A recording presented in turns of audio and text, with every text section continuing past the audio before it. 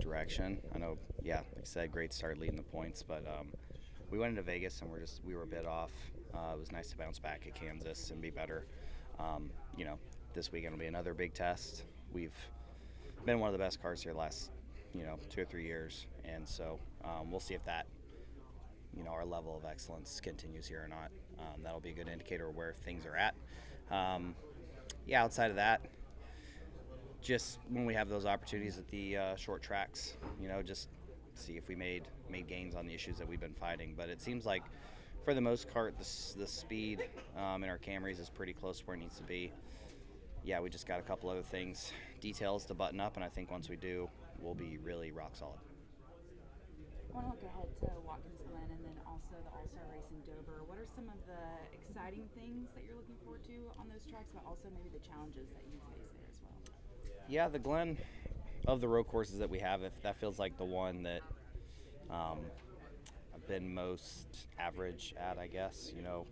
Certain moments throughout the race we can be on it, but we just haven't put the whole race together, or qualifying doesn't go as planned. So, yeah, for us going back there, just see if the things we learned from the off season, the things we did right at Coda, can help us turn that race weekend into I don't know, more what we want out of the road courses. So we'll see how that goes. And then Dover, yeah, we'll see how the racing is with the different package, the short track package. I think it'll be in the right direction. Yeah, just you know, curious to see how that race kind of plays out. I think it worked out really good with the format to be able to get some rubber down and move around on the racetrack a good bit during the day. What do you think about the evolution of Texas Motor Speedway over the last 8 years of racing? Yeah, I mean, for me, I loved the way this racetrack was before it was repaved. Um, over time, we've slowly been able to widen it out. It does seem like at one point we had too much resin on the racetrack, or PJ1, whatever it was at the time that it went down, and narrowed up the racing grooves a little bit. But 1 and 2 is just a really tricky corner.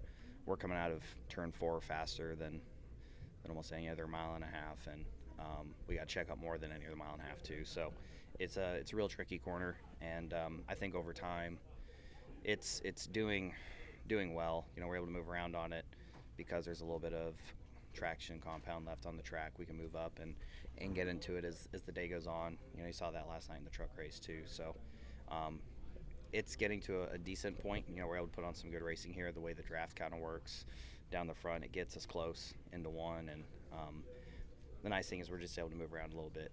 So it does help the racing.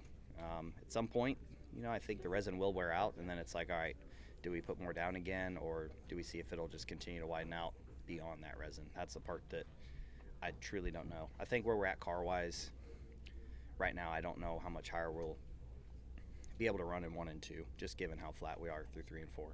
Tyler, with all your great success, sorry behind you. You're good. Lately, y'all are on a hotter streak than we've seen in NASCAR in a long time with people.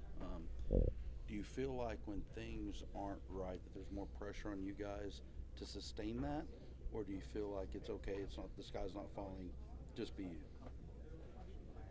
Yeah, I'd say we haven't had a whole lot of weekends that have went wrong, but whether it was fighting tire issues at Vegas or just falling behind with just a freak situation on pit road at Martinsville, we've kind of just stayed. The speeding penalty at Bristol too. So we've just done a good job of just lock back in. We need to get as many points back as possible, thinking big picture. So yeah, I think for us, we have a nice points cushion, but we're treating it like it's 0 points every single weekend. We're just trying to grow that as much as we can. Obviously, it will shrink. Whether we make mistakes and it shrinks, or when you get to the start of the chase. But nonetheless, we want to win as much as we can, score as many points as we can, and if we have this kind of speed, maximize it, win as many races as possible. Are you on the drafting track committee? No, I don't have a lot of drafting experience. So. Were there any suggestions that you heard today in the competition meeting that might be helpful down the road? I won't get specific. I do think that I do think some good progress will be made there. It will take time. I think everyone obviously wants to think these things out, but I do think a lot of good will come from the discussions that will take place. You think we'll test at Daytona sooner than later? And what I'm saying is maybe around the Daytona race coming up rather than waiting until next February or January. I'm not a part of those discussions, so I don't know. Yeah, I'd say from what I understand, my extent of it is, just the collaboration and trying to figure out, how to just get the fuel strategy out of it. I don't know if it'll ever be completely gone out of what we do in a race car, but just try to make these cars more about racing in the draft than saving fuel during the majority of the race. With Ty and Carson winning their first, I'm curious, in hindsight now, removed from your first and then your second win, how does that jump change you as a driver, your confidence, feeling like you belong here, winning your first and then maybe your second too? How's that different?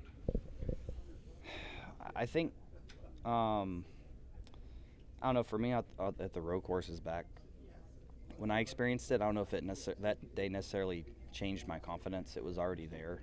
It was just more validation. Hey, we go out there, run a clean race with what we're capable of, we can win. And instead of saying that, now it's just fact. It's happened. So I'd say if anything, I don't know if it changed my confidence, but it's just like, okay, here's our process. Here's how we go about it, and we were successful with it.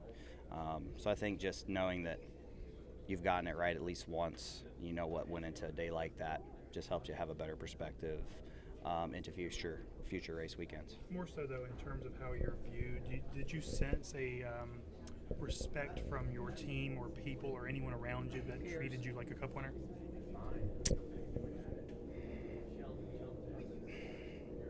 I think, for me at that time, just the chemistry of the team was so high. Yes, winning a race was a big deal for all of us, but I don't know if it moved me up a step in the eyes of my peers. We already held each other, and at that point, when I was at RCR, we all held each other in close regard. A lot of us are still really close to this day, so I think it's more of a situation of a special group that got to spend a good bit of time together. That opens the door.